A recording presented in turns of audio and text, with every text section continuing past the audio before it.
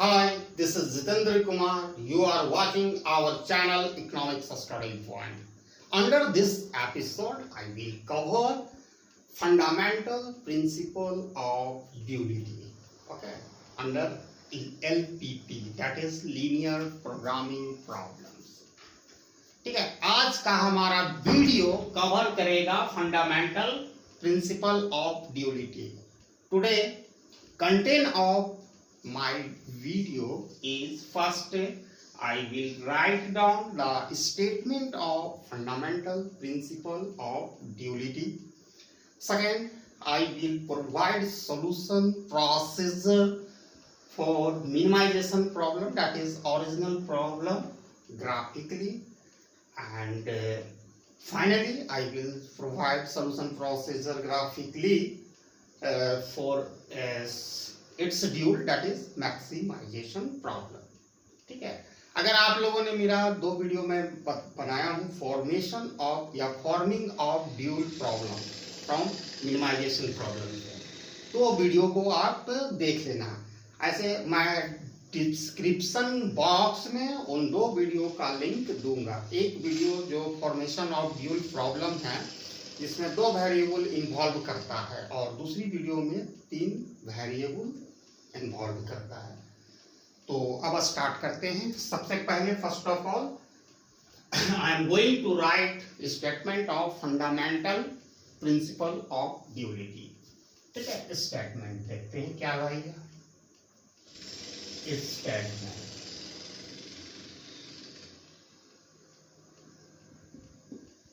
ठीक है. A minimization problem has a solution. Once again, a minimization problem has a solution if and only if its dual problem has a solution. Okay, a minimization problem has a solution if and only if, okay, its dual problem has a solution if solution exists. The optimum value of minimization problem is the same as the optimum value of its dual problem. I am going to write here. ठीक है, कहने का मतलब है कि जब एक minimisation problem का सलूशन होगा तभी होगा जब इसकी ड्यूल प्रॉब्लम का भी सलूशन होगा. पहली बात. दूसरी बात है कि जो मिनिमाइजेशन प्रॉब्लम का सलूशन जो होगा, जो वैल्यू हम लोग करेंगे, जो मिनिमाइजेशन का मिनिमम जो वैल्यू हम ऑब्टेन करेंगे जब हम सॉल्व करेंगे, तो जो इसका ड्यूल प्रॉब्लम जस्ट इसका अपोजिट यानी मैक्सिमाइजेशन प्रॉब्लम का दोनों का जो ऑप्टिमल वैल्यू होगा एक दूसरे के बराबर होगा.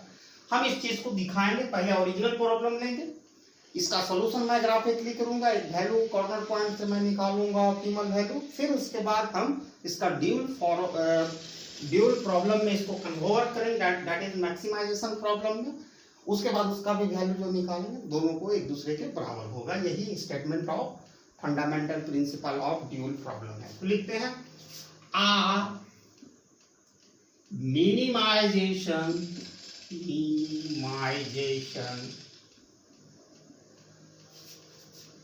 problem has a solution if and only if its dual problem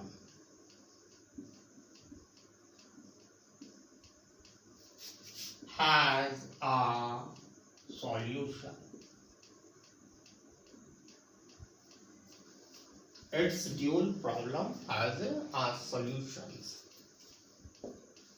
if solution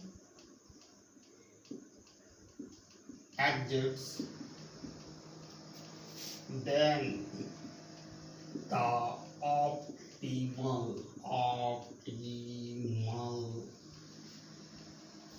value of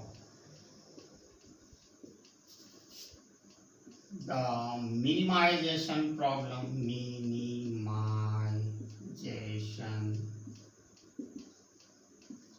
problem is the same as optimum value of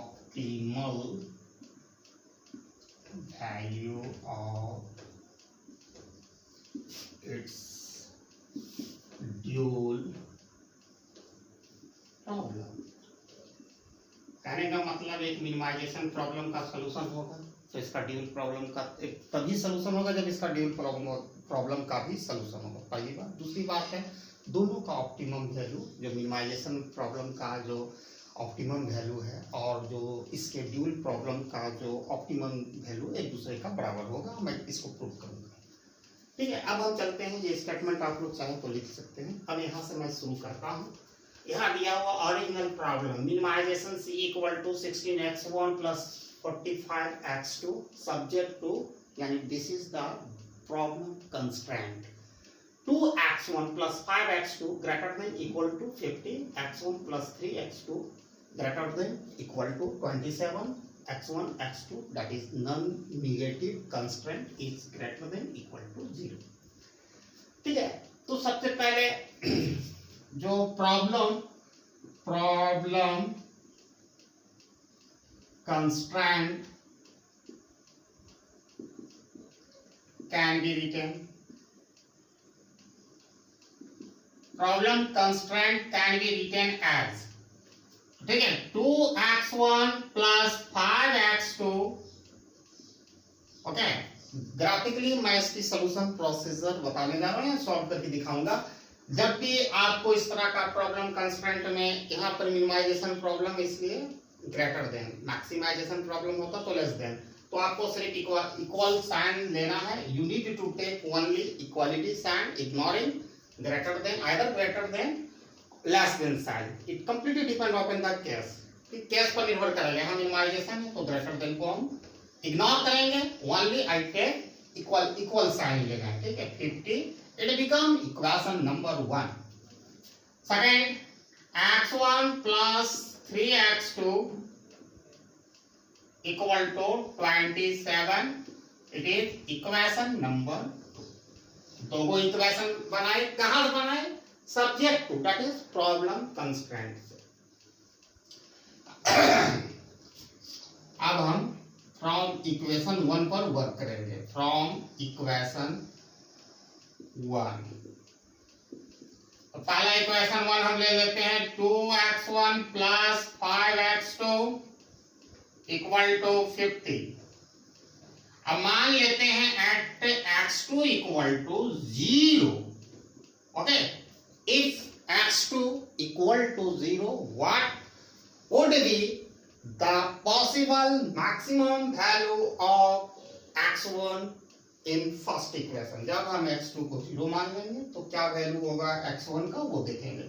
तो जस्ट आपका जहां x2 है वहां 0 कर देंगे। 2x1 plus 5 into 0, because x2 equal to 0 equal to 50। तो ये हर term 0 हो जाएगा, 5 इंटू 0, फिर 2x1 को जोड़ेंगे तो वही होगा 0 से। तो 2x1 equal to 50, therefore x1 equal to 50/2, यानी 25 आ गया, ठीक है। 25 आ गया।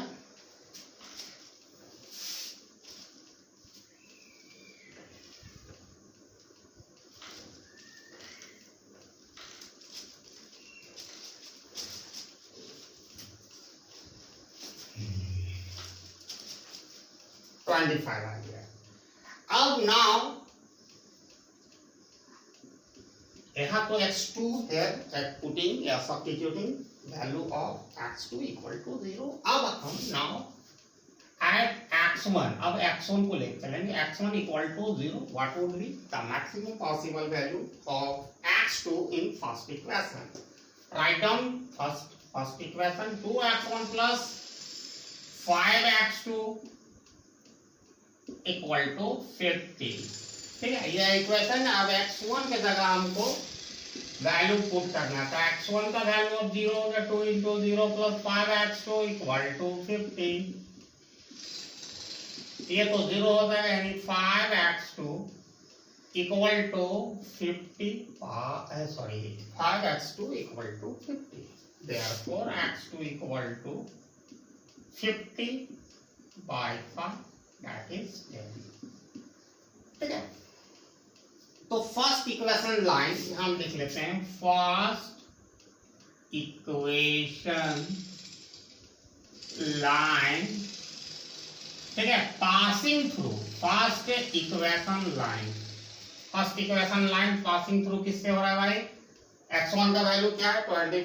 25 मैंने लिखा, और x2 का 10 है। फर्स्ट इक्वेशन की कहानी यही है।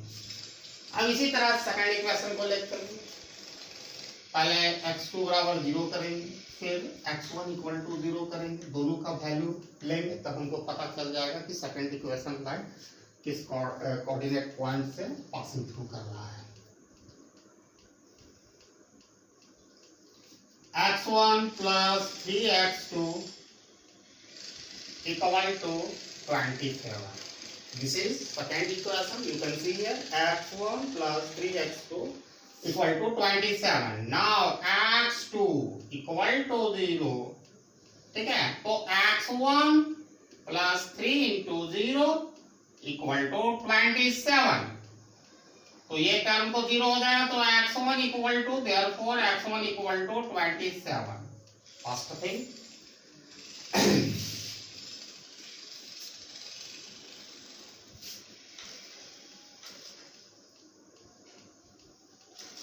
ये सेकंड इक्वेशन में काम हो रहा है। ठीक है, फर्स्ट इक्वेशन का हम लोगों ने कर लिया। सेकंड इक्वेशन में लिखेंगे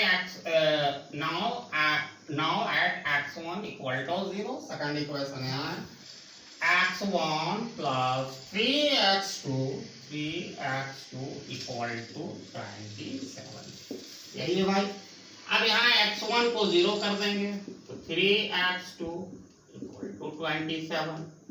ठीक है, तो 3x2 equal to 27, therefore x2 equal to 27/3, 9। Second equation line passing through x1 का क्या है? 27, 9, 27, 9। देखिए x1 equal to 27, first value हमेशा x1 का होगा, दूसरा वैल्यू x2 का होगा। ये लिखने का तरीका है। अब ये दोनों इक्वेशन एक दूसरे को इंटरसेक्शन करेगा, तो पॉइंट ऑफ इंटरसेक्शन हम कैसे जानेंगे? तो पॉइंट ऑफ इंटरसेक्शन जानने के लिए दोनों को इक्वेशन को सिमल्टेनियस इक्वेशन इसको सॉल्व करके हमको x1 और x2 का वैल्यू निकालनी पड़ेगी।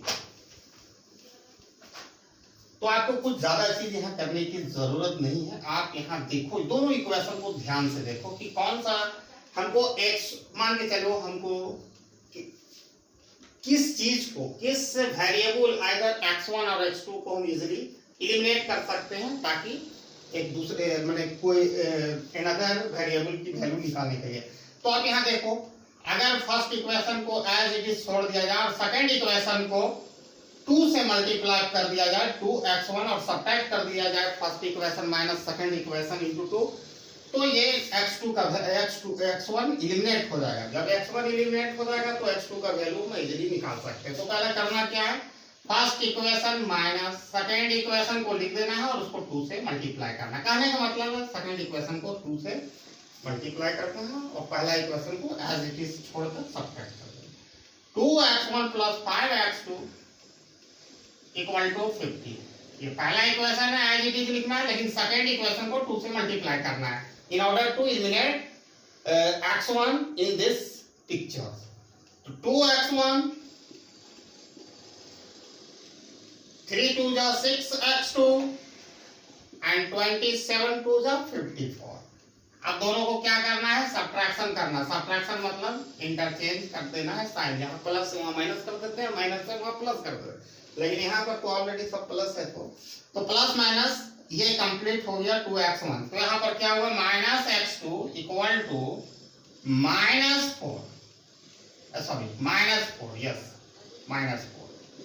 यहाँ -4 क्यों आया? इसलिए आया भाई 50 रुपया आपके पॉकेट में था पहले और आपका कर्ज है 54 रुपया। 50 रुपया आपको चुकाने के बाद भी 4 रुपया कर्ज है। कर्ज को हमेशा हम माइनस में डिनोट करते हैं।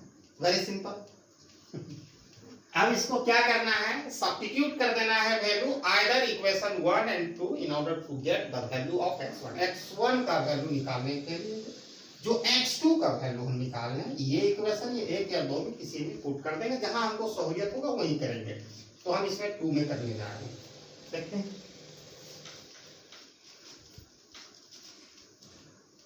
ये पॉइंट ऑफ ये निकालने का तरीका है, पॉइंट ऑफ इंटरसेक्शन निकालने का तरीका है। ठीक है, तो सब्स्टिट्यूटिंग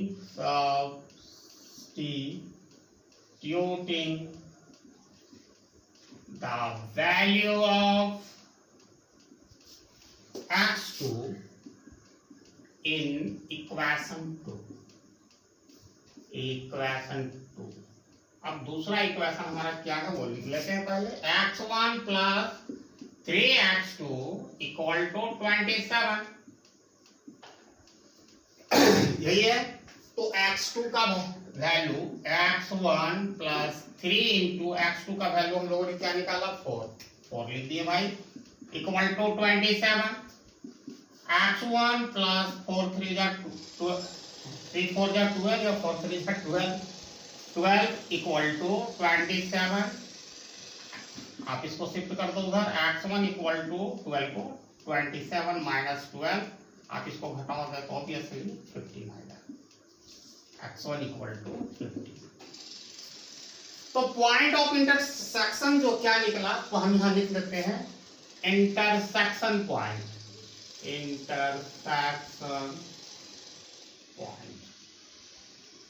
तो ये निकला x1 का क्या निकला? 15। पहला वैल्यू x1 का लिखेंगे, सेकेंड वैल्यू हम लोग हमेशा लिखना, यही रूल्स है लिखने का, x2 का।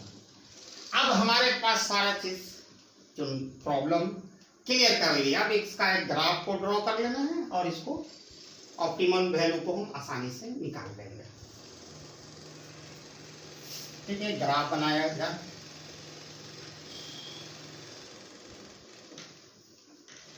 तो ग्राफ हम लिखने जा रहे हैं।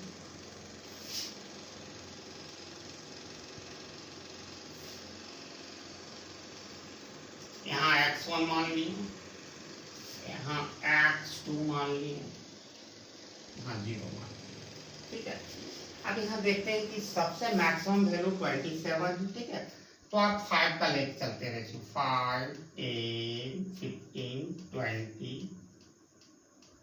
5 10 15 20 25 30, ये आपके अनुसार है। आप 2 भी मान के चल सकते हैं, लेकिन बड़ी हो जाएगी ग्राफ, और तो हम अपनी सुविधा के अनुसार नंबर्स देना है। ठीक है, 5 10 15 20 25 30। यहाँ लिख देते हैं 5 10 15 20 25। x2 हम यहाँ लिख देते हैं और इसको यहाँ 30 कर देते हैं। जो पहला लाइन है पासिंग थ्रू हो रहा है 25। ठीक है, और इसको भी नंबर 5 10 15 20 25 30। जो पहला लाइन है x1 का वैल्यू क्या है भाई? 25। एक यहाँ पॉइंट बन गया और दूसरा 10 है, तो ये पॉइंट बन गया। अब ये दोनों को मिला दो। ठीक है, फिर उसके बाद है दूसरा लाइन, ये फर्स्ट लाइन का सिंबल से, ये फर्स्ट लाइन जा रहा है। ठीक है, उस दूसरा लाइन है क्या? 27 होना चाहिए x1, तो 25 के थोड़ा सा हम आगे लेते, ग्राफ तो है ये हम ले लेंगे। ठीक है, और 9 होना चाहिए x2 का वैल्यू, तो यहाँ पर होना चाहिए। अब ये दोनों लाइन को हम मिला रहे हैं। थोड़ा सा मेरा टेढ़ा मेढ़ा हो सकता है, आप लोग स्केल वगैरह यूज कीजिएगा। यहाँ पर मिलेगा 9 है। एक मिनट, ऊपर से चला गया थोड़ा सा, यहां से जाएगा इस तरह। यस, ठीक है। अब आपको ये पहला यहाँ देखे, फर्स्ट लाइन में यहाँ पर अभी छोड़ दीजिए, ये 9 है यहाँ पर। ठीक है, तो आपको जब भी ग्रेटर देन होगा इक्वल टू, तो बाहर की तरफ आपका साइड होगा, जो छायांकित करते हैं, टू बी साइडेड आउटसाइड। तो इस तरह करनी है। अब यहाँ पर पॉइंट मान लेते हैं, ए दे देते हैं नाम, और यहाँ पर बी दे देते हैं। पॉइंट ऑफ इंटरसेक्शन जहां हुआ मान के चलिए इस पॉइंट पर, इसका नाम हम खूबसूरत सा सी दे देते हैं। ठीक है। अब आप देखो बी पॉइंट पर, ये बी पॉइंट है, तो बी पॉइंट पर आपको x1 का वैल्यू तो 0 है,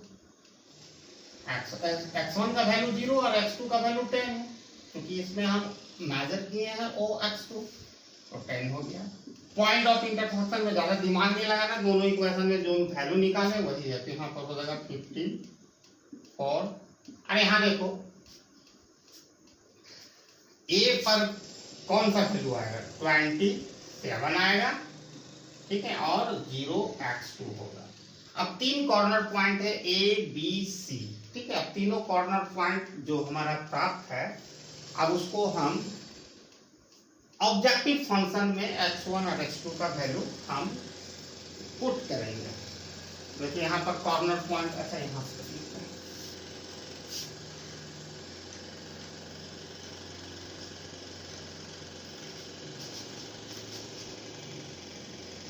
कॉर्नर पॉइंट।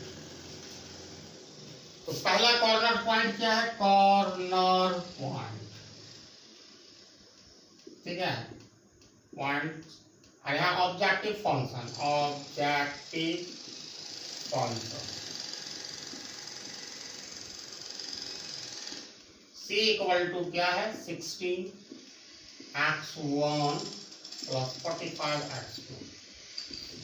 तो पहला कॉर्नर पॉइंट हमारा क्या है, a, उसमें x1 और x2 का वैल्यू क्या है भाई, 27 0 है, 27 0। तो यही वैल्यू हम c में भी सब्स्टिट्यूट करेंगे।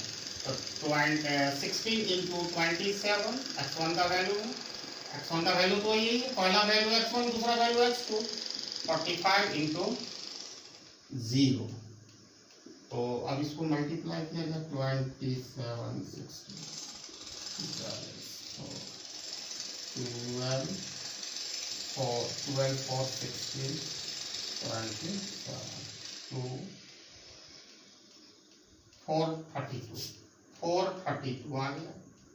ठीक है, तो पहला कॉर्नर पॉइंट हमारा जो था A1, जिसका वैल्यू 27 0, तो C इक्वल टू क्या आया भाई, 432। ठीक है, दूसरा कॉर्नर पॉइंट क्या है भाई आपका, B है। B में देखो क्या है, 0 10 है, 0 10।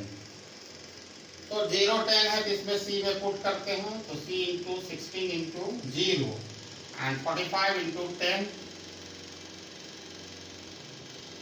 10। तो ये टोटल आपका ये तो 0 हो जाएगा, 450 आ जाएगा। ठीक है, 450 आ जाएगा। तो दूसरा जो कॉर्नर पॉइंट B में, जिसकी वैल्यू 0 10 है, इसमें C इक्वल टू आ गया 450। ठीक है, अब तीसरा जो कॉर्नर पॉइंट है 15 4। अब तीसरा कॉर्नर पॉइंट देख सकते हैं, यहाँ पर हमने क्या, तो 15 4 है। तो आपको ये लग रहा है 10 के लिए क्या है, क्योंकि मैंने हाथ से ड्रॉ किया, ग्राफ पेपर पे करोगे एग्जैक्टली आ जाएगा। ठीक है, तो C equal to 16 into 15 and 45 into 4। अब ये दोनों को करते हैं, 16 into 15 0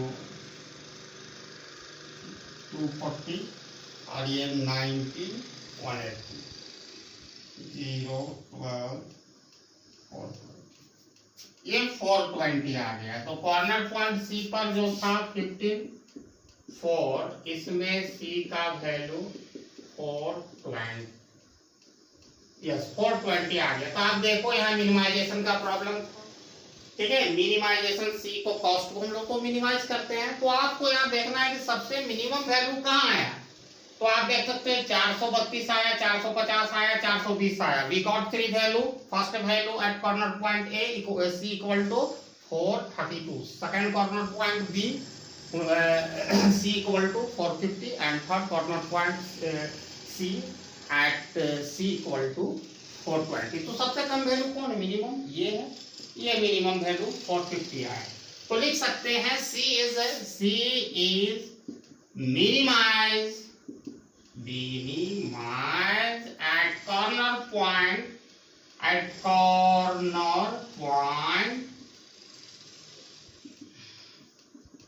C when x1 equal to 50 and x2 equal to 4 is 420। तो इसका जो optimal value of this minimization problem equal to 420 आया। मैं आपके सामने यहां लिख देता हूं 420 optimum value of this problem. अब यही वैल्यू आएगा इसकी ड्यूल प्रॉब्लम का हम सॉल्यूशन करेंगे इसी तरह ग्राफिकली। तो सबसे पहले ओरिजिनल फंक्शन को कन्वर्ट करना पड़ेगा ड्यूल प्रॉब्लम में। 420 आप देख लो अभी, ठीक है। अब इसको 3 स्टेप इन्वॉल्व करता है फॉर कन्वर्जन। इसका हम क्या कर सकते हैं? Transformation into dual problem from original problem. तो 3 स्टेप है, वो तीनों स्टेप का हम वीडियो, इस 2 वीडियो मैं दूंगा। एक वीडियो कवर करेगा 2 वेरिएबल का, दूसरा वीडियो कवर करेगा 3 वेरिएबल का। इसके डिस्क्रिप्शन बॉक्स में उसका लिंक अवेलेबल रहेगा, तो आप अगर नहीं देखे हैं तो प्लीज देख लेना। मैं यहां भी कोशिश करूंगा ड्यूल प्रॉब्लम का फॉर्मेशन आसान बनाने का।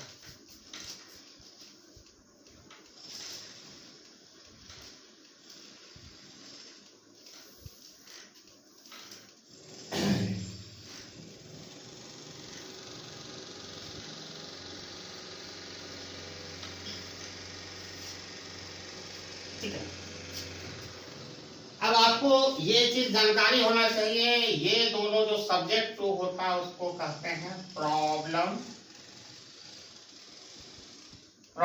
कंस्ट्रेंट। ठीक है, ऊपर वाला को हम लोग कहते हैं ऑब्जेक्टिव फंक्शन, इसको कहते हैं ऑब्जेक्टिव फंक्शन। अब इसको ड्यूअलिटी में फॉर्मेशन हो रहा है, ठीक है। तो आपको कुछ नहीं करना है, फर्स्ट स्टेप इन्वॉल्व करता है स्टेप ए या 1 कर सकते हैं for matrix A, for the matrix A. अब ए का यहाँ फॉर्मेशन होगा कैसे, वो आपको हम बता देते सिंपली। आपको एक मैट्रिक्स बनाना है, ठीक है, और इस तरह का आपको एक स्पेस घिस देना, लाइन ड्रॉ कर देना, और इस स्पेस में आएगा प्रॉब्लम कंस्ट्रेंट आएगा, ठीक है। हम यहाँ शॉर्टली लिख रहे हैं, ठीक है। और इस यहाँ पर आएगा ऑब्जेक्टिव फंक्शन। अब कैसे आएगा आपको अभी तुरंत पता चल जाएगा, ठीक है। ये मैंने एक आउटलाइन आपको प्रस्तुत किया हूँ। तो मैट्रिक्स ए का निर्माण करना बहुत ही आसान है। देखिए यहाँ पर करने जा रहे हैं ए इक्वल टू आर, ठीक है। आप देखो हर एक चीज यहाँ पर वेरिएबल, 2 वेरिएबल इन्वॉल्व है, x1 और x2 लिख दिए। यहाँ भी लिख दिए x1 x2। याद रखना लाइन ड्रॉ के इस साइड में, ठीक है, उधर आएगा कांस्टेंट का ये सब प्लेसेस। तो पहला प्रॉब्लम कांस्टेंट लिखना है, तो उसका कोफिशिएंट लिखना है। x1 x2 तो लिख दिए वेरिएबल को, कोफिशिएंट क्या है प्रॉब्लम कांस्टेंट का? पहला 2 है और 5 है, हमने 2 5 लिख दिया। प्रॉब्लम कंस्ट्रेंट से चलना है क्योंकि ये स्पेस प्रॉब्लम कंस्ट्रेंट का है। दूसरा है 1 और 3 है, आप यहाँ लिखते जाना 50, इसका वैल्यू 50 27, यही है ना। 2 5 कांस्टेंट 50 1 3 27।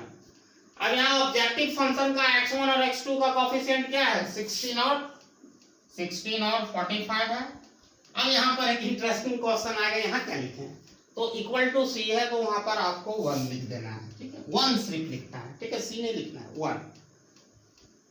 तो पहला स्टेप फिनिश्ड हो गया। सेकेंड स्टेप क्या है कि इसका ट्रांसपोज करना पड़ेगा, ट्रांसपोज ऑफ मैट्रिक्स ए, ठीक है। तो ट्रांसपोज करना बहुत ही आसान है। कैसे होता है भाई, रो को कॉलम में बदल दो या कॉलम को रो में बदल दो। देखना अभी कैसे मैं करता हूं। Second step, transpose of the matrix A. ठीक है, मैट्रिक्स ए जो हुआ इसको 80 द्वारा हम डिनोट करते हैं। ठीक है, 80 द्वारा हम डिनोट करेंगे। ट्रांसपोज करने जा रहे हैं भाई, इस तरह एक मैट्रिक्स बना लेंगे। ठीक है, अब ये पहला स्टेप का रिजल्ट है। ठीक है, आपको यहाँ ट्रांसपोज करना क्या है कि ये देखो मैं कॉलम है, इसको रो बना देते हैं। तो 2 1 16 ये कॉलम में मैंने वर्टिकली लिखा हुआ, इसको हॉरिजॉन्टली लिख देते हैं रो में। 2 1 16। ठीक है, अब दूसरा है, इसको कर देते हैं 5 3 45 5 3 45। कुछ नहीं करना, बहुत ही आसान प्रोसेस है। तीसरा क्या है, 50 27 1 50 27 1। अब फिर उसी तरह लाइन आपको ड्रॉ कर देना है। ठीक है, और एक काम और करना है, यहाँ पर x1 और x2 दो वेरिएबल था, अब नाम चेंज कर दीजिएगा। सिर्फ x1 और x2 ना लिखकर आप कोई भी लिख सकते हैं। हम यहाँ पर y1 y2 दो नया वेरिएबल को हम इंट्रोड्यूस कर देते हैं। तो दूसरा स्टेप यही करना है, कुछ नहीं करना। तीसरा स्टेप में डायरेक्टली आपको ड्यूल प्रॉब्लम लिख देना है।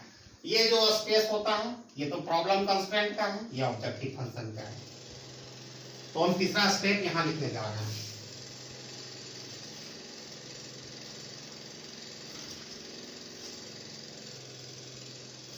तीसरा स्टेप बहुत ही सिंपल है, स्टेप थर्ड।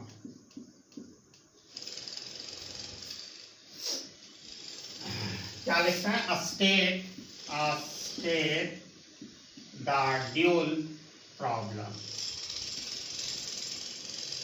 ठीक है भाई, अब इसमें क्या करना है, पहले लिखना है। देखो पहले ही बात, दो चीज ध्यान रखनी पड़ेगी। ये ओरिजिनल प्रॉब्लम क्या है भाई, मिनिमाइजेशन का है। तो जैसे इसका ड्यूल करोगे उसका उल्टा होगा, मैक्सिमाइजेशन होगा। तो पहले लिख देना है मैक्सिमाइज। अब कॉस्ट को तो मिनिमाइज करते हैं भाई, तो मैक्सिमाइज क्या करते हैं, सी बन जाएगा पी यानी प्रॉफिट। ठीक है, इक्वल टू, अब आपको देखना है कि ये स्थान जो नीचे वाला लाइन का नीचे वाला है ये ऑब्जेक्टिव फंक्शन का है। तो वहां पर c इक्वल टू 1 मानेंगे तो यहाँ पर p इक्वल टू 1 आ गया भाई।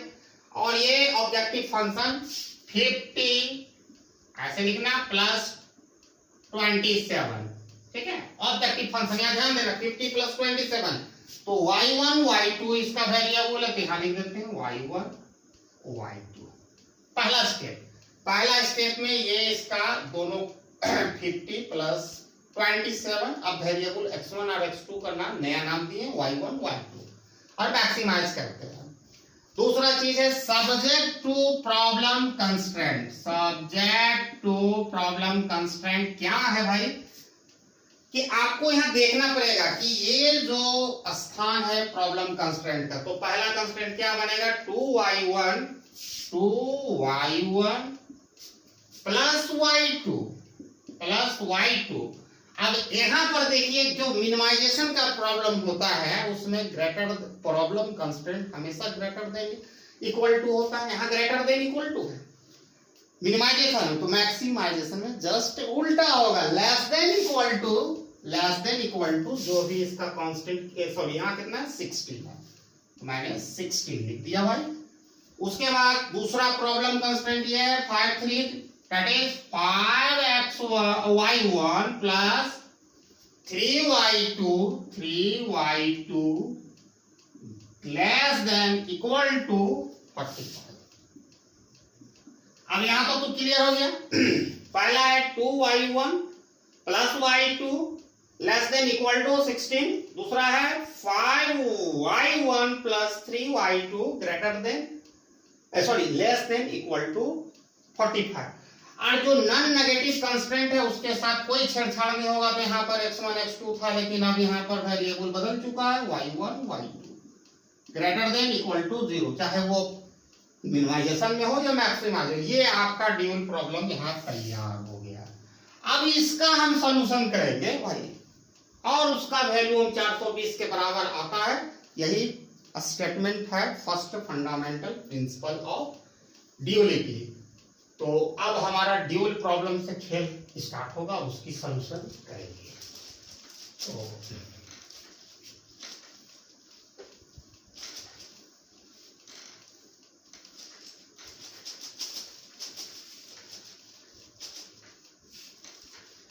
तो पहला है कि ये ड्यूल प्रॉब्लम यहां मैं लिख देता हूं, ठीक है। ये है मैक्सिमाइज का प्रॉब्लम, maximise P equal to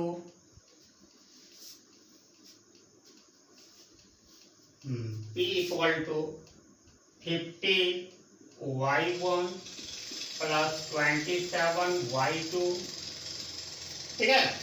50y1 plus 27y2 subject to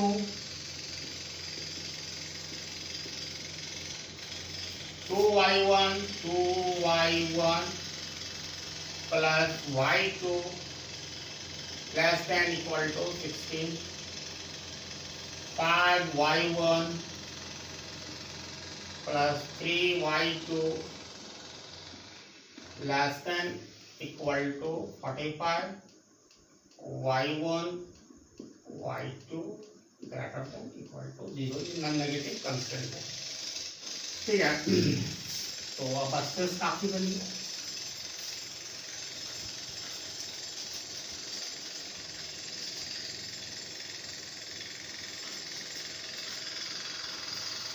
अब प्रॉब्लम कंस्ट्रेंट जो है इसका सॉल्यूशन हम बनाने जा रहे हैं। तो प्रॉब्लम कंस्ट्रेंट को हम लिख सकते हैं ये दोनों, ये ठीक है। 2y1 उसी तरह सब लिखेंगे, y2 इक्वल टू, यहाँ लेस देन इक्वल टू है तो आपको लेस देन का साइन इग्नोर करके इक्वल टू लिख करना पड़ेगा। यहाँ 5y1 plus 3y2 equal to 45, ये पहला इक्वेशन हो गया, ये दूसरा इक्वेशन हो गया। पहला इक्वेशन से हम चलते हैं, फ्रॉम वही रूल्स रेगुलेशन रहेगा, ठीक है।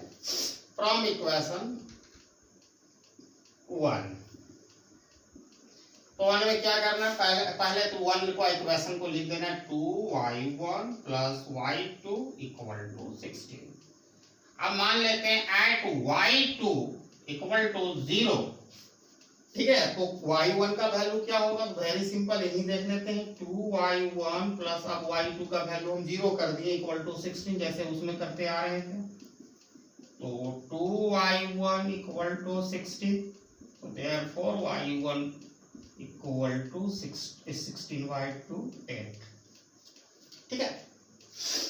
अब इसी तरह इक्वेशन 2 में करते हैं, इक्वेशन इक्वेशन 1 ही में करेंगे, इक्वेशन 1 में ही करेंगे, ठीक है। अब क्या करना है, y1 इक्वल टू 0, तो y2 का वैल्यू क्या होगा। तो पहला इक्वेशन हमारा क्या है, 2y1 plus y2 equal to 16, यही ना, 2y1 plus y2 equal to 16। अब 2 इंटू 0 कर देंगे, क्योंकि y1 का वैल्यू मैंने एज्यूम कर लिया है 0, y2 इक्वल टू 16, तो ये टर्म तो 0 हो जाएगा, तो y2 इक्वल टू 16। तो पहला लाइन जो फर्स्ट लाइन है पासिंग थ्रू कर रहा है भाई, दो कोऑर्डिनेट पॉइंट क्या है, 8 16, ठीक है। पहला लाइन तो हमारा ये हो गया। अब इसी तरह दूसरा लाइन हम चलते हैं, तो दूसरा लाइन निकालने के लिए हम इक्वेशन 2 से चलेंगे, ठीक है।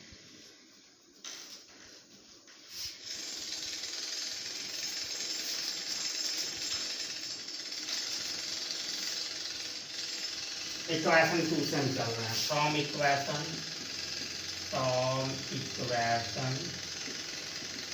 2। तो दूसरा इक्वेशन को पहले लिख देना है, 5y1 plus 3y2 equal to 45। इस पर मिला लेते हैं, 5y1 plus 3y2 equal to 45। अब eight y2 equal to 0 first, तो 5y1 plus 3 into 0 equal to 45. Therefore 5y1 equal to 45.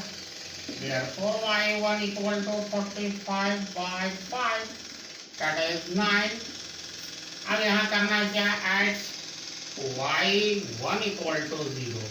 इसी इक्वेशन में y1 जैसे हम उसमें कर रहे थे, तो क्या है 5y1 plus 3y2 equal to 45. अब y1 0 है तो 5 into 0 plus y2 equal to 45. ये 0, 3y2 equal to 45, y2 equal to 45 by 3, that is 15. तो सेकेंड इक्वेशन लाइन जो है, सेकेंड इक्वेशन लाइन हमारा पास कर रहा है कितना से, तो पहला 9 15, 9 15. ठीक है, अब इंटरसेक्शन पॉइंट भी निकाल लेते हैं.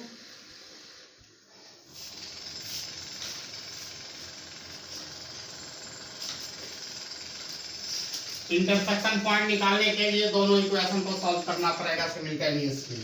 तो आपको यहाँ देखो कुछ नहीं करना है, यहाँ हम निकालने जा रहे हैं. आप यहाँ देखो ध्यान से, तो मैं यहाँ एलिमिनेट कर देता हूँ. अगर इक्वेशन फर्स्ट को हम मल्टीप्लाई कर देते हैं, इक्वेशन फर्स्ट को 3 से और सब्ट्रैक्ट कर देते हैं 2 के साथ, तो 3 से करेंगे तो 3y2 हो जाएगा और वहाँ प्लस माइनस से कैंसिल हो जाएगा. तो पहला इक्वेशन को हम 3 से मल्टीप्लाई करेंगे. 3 2 जा 6y1, 6y1 plus 3y2 equal to 16, 3 जा 48. ठीक है, 16 3 48 होता है. और ये y2 को एज इट इज लिखना है 5y1 plus 3y2 equal to 45. Minus minus minus, ये प्लस माइनस कैंसिल, 3y2. अब यहाँ पर क्या आया, y1 इक्वल टू 3 आया. अब किसी भी इक्वेशन में हम y1 का वैल्यू देकर हम y2 निकाल लेते हैं. तो हम सपोज कर रहे हैं, सब्स्टिट्यूट कर देते हैं. Substituting value of y1, value of y1 in first equation first. तो इक्वेशन फर्स्ट यहाँ से लेना है आपको ओरिजिनल से. 2y1 plus y2 equal to 16. तो 2y1 का वैल्यू आपने 3 निकाला प्लस y2 इक्वल टू 16 आ गया. यही ना है अभी तक. तो 3 2 जा 6 plus y2 equal to 16. y2 equal to 16 minus 6 equal to 10. तो point of intersection, intersecting point का वैल्यू क्या है, इंटरसेक्शन पॉइंट हम लिखते हैं का वैल्यू y1 में क्या है, देखिए y1 में 3 आया और y2 में 10 आया. यही आया. अब हम we are now in position to draw graph of this dual problem.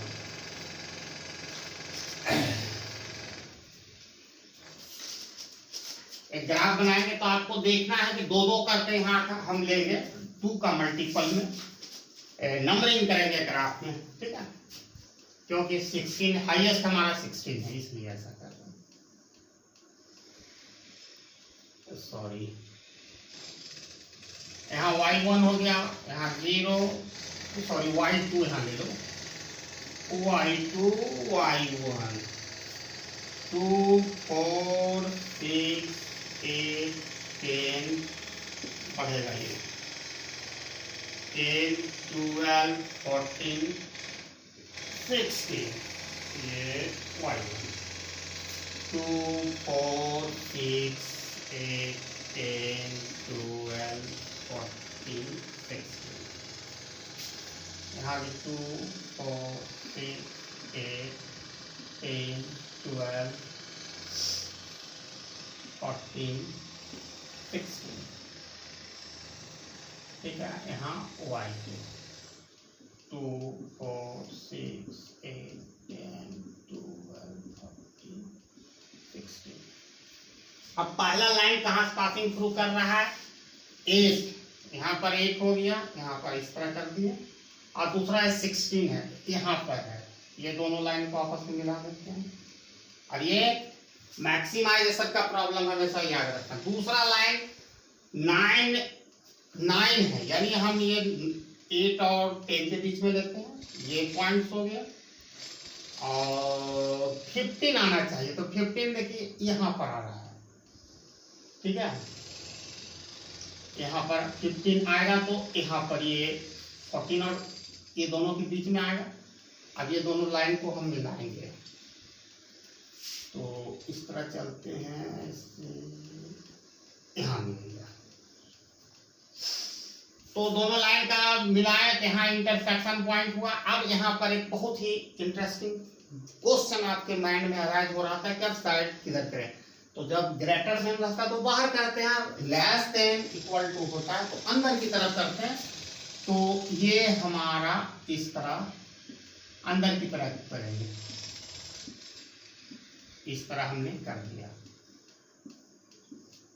अब इस पॉइंट पर आप इसको 3 पॉइंट हमारा कॉर्नर पॉइंट बनता है यहाँ पर। इसको ए नाम दे दिए, इसको बी दे देते हैं और इसको सी दे देते हैं।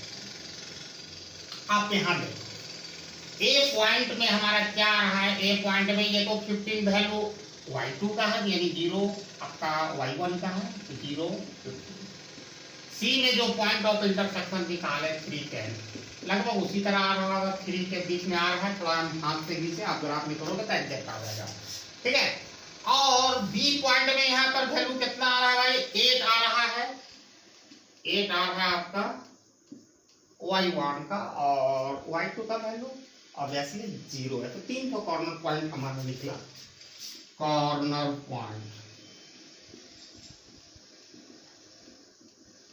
ए में क्या है भाई, 0 15, माने 0 15, और यहाँ पर ऑब्जेक्टिव फंक्शन क्या, ऑब्जेक्टिव फंक्शन, तो p इक्वल टू है आपका 50 y1 प्लस 27 y2।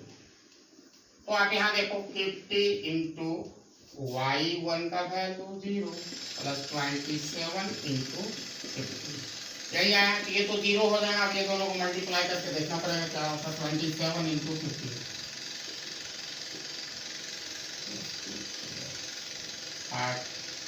35 10 30